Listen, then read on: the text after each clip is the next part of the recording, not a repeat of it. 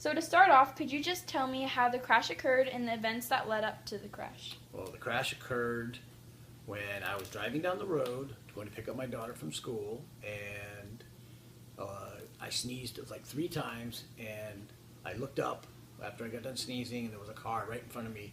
I hit the back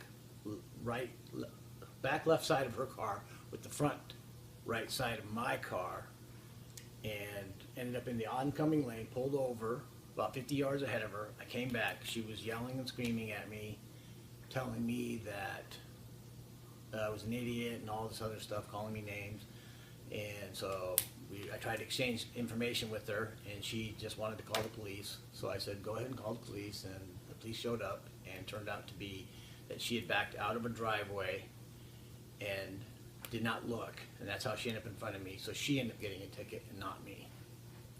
What kind of accident was it?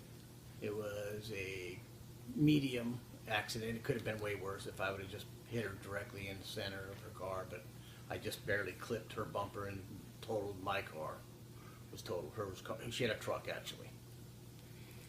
How did it impact you emotionally/physically?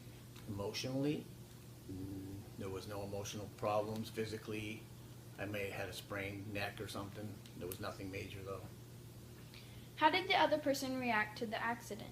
She was mad, angry, and screaming and yelling at me, swearing.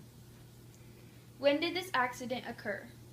The fall of 2010. Do you think you could have done something to prevent it? I don't think there is not one thing I could have done to prevent that accident. What did you learn from your experience? What I learned was try to wait till all the facts are in to see who's to blame before admitting guilt, because I thought it was my fault because I rear-ended somebody.